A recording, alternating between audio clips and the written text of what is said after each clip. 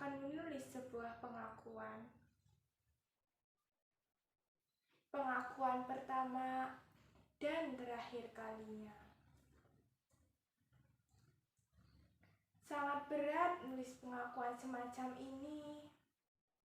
Saya tak akan bisa dengan jelas menerangkan mengapa.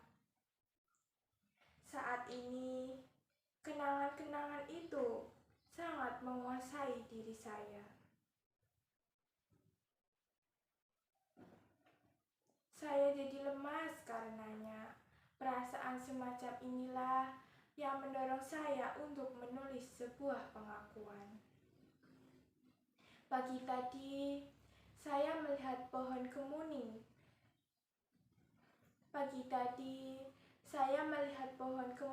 Di depan beranda telah berbunga lagi. Hal ini mengingatkan saya pada Karnaen. Saat pertama kali ia menyatakan cintanya pada saya. Ya, mungkin setiap detik sejak saat ini, saya tak akan bisa melepaskan diri dari kenangan-kenangan pada Karnaen.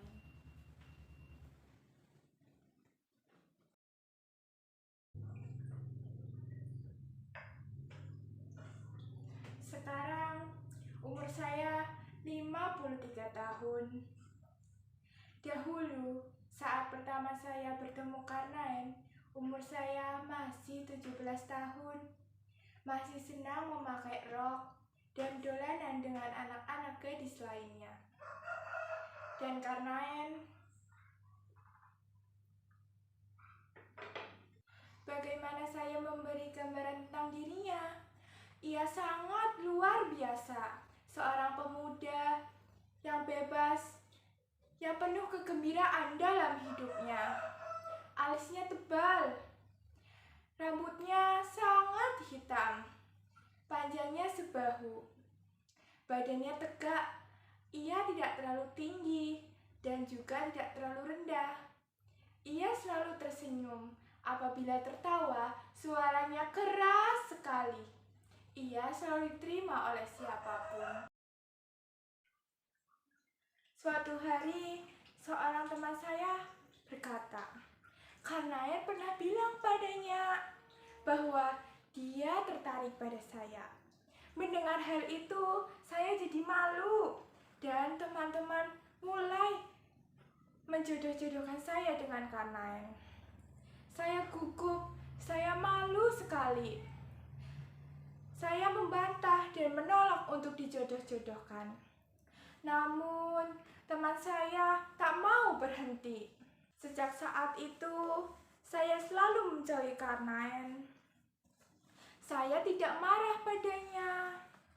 Namun, kalau bertemu dengannya, saya gugup. Sebelumnya, saya memang sering omong-omong dengannya. Namun, lantaran ulah teman-teman menjodohkan kami, saya sering salah tingkah saat diajaknya ngomong. Jawaban saya pendek-pendek.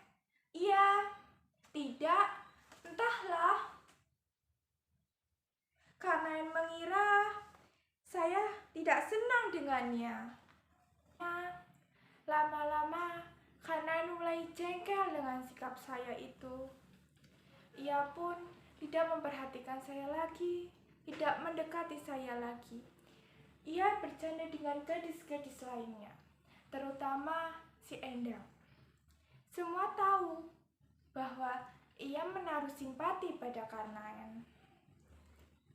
Karnaen sungguh menjengkelkan. Ketika saya sedang duduk di bawah pohon kemuning depan rumah, tiba-tiba Karnaen datang. Saya terkejut dengan kedatangannya. Lalu, ia bertanya kepada saya, apakah saya marah padanya? Saya menjawab dengan suara yang seret, saya tidak marah kok. Setelah beberapa lama kami terdiam, Karnaen berkata bahwa ia mencintai saya. Saya gemetar. Saya merasa setengah pingsan. Kemudian ia bertanya, apakah saya membalas cintanya? Tuh, dia akhiri dengan mencium telapak tangan saya. Saya merasa geli. Saya jadi lemas karenanya. Saya menarik tangan saya dan langsung masuk ke dalam rumah. Ia berteriak-teriak memanggil nama saya. Saya lihat ia masih berdiri di depan pintu tanpa berkedip. Saya ingin mengatakan bahwa saya juga mencintainya. Sangat mencintainya. Seharusnya ia tahu itu tanpa saya mengucapkannya. Bagi saya, ia serupa api yang indah di malam gelap yang sepi. Bila didekati, akan terasa nyaman dan hangat. Namun, bila terlalu dekat, saya akan terbakar. Lalu, saya menceritakan hal itu pada Tuti, satu-satunya sahabat kepercayaan saya. Saya katakan padanya bahwa saya sangat mencintai Karnaen. Namun, saya bingung dan gelisah. Tanpa sepengetahuan saya, semua yang saya ceritakan kepada Tuti tersampaikan pada Karnaen. Lalu, Karnaen pun menceritakannya pada teman-teman yang lainnya. Ia berbuat begitu karena terdorong kegembiraannya. Namun, saya tak bisa membenarkan hal itu. Kalau berjumpa dengan Karnaen, saya terpaksa bersikap dingin. Sebaliknya, Karnaen malah berani mendesak dan menyerang saya. Saya marah, saya katakan pada mereka bahwa berita cinta saya pada Karnaen itu bohong belaka. Dan saya katakan bahwa saya benci pada Karnaen. Kemudian, Karnaen datang ke rumah. Namun, saya tak mau menemuinya. Kemudian, Karnaen mencoba menemui saya. Lalu, ia berkata dengan suara yang serak, "Kau tak usah takut. Saya tak akan menjamahmu. Saya cuma akan berkata, kau ini kejam. Saya mencintaimu dengan tulus dan rela. Saya berusaha mencintaimu dengan jujur dan terbuka. Kau katakan pada Tuti bahwa engkau pun membalas cinta saya. Saya sangat girang dan menceritakan hal itu pada teman-teman. Tapi kau malah mengingkarinya dan mengatakan sebaliknya. Kau mempermainkan saya, kau tak mencintai saya, tapi kau tak mau melepaskan saya."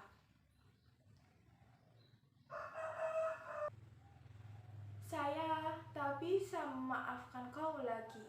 Besok saya akan berangkat ke Jakarta, meninggalkan Klaten selama-lamanya. Saya akan masuk Heiho.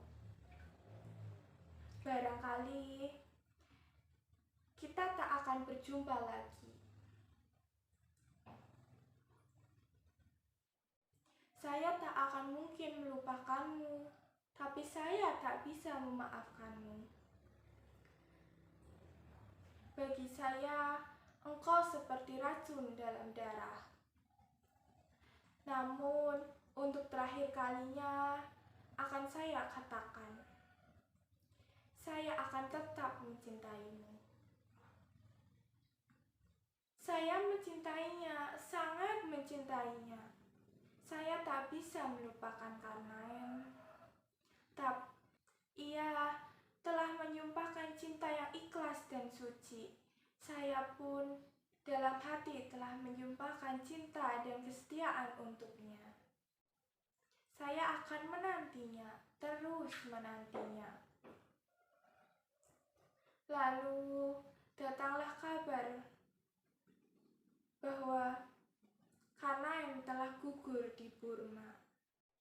Ia pulang dalam wujud jenazah.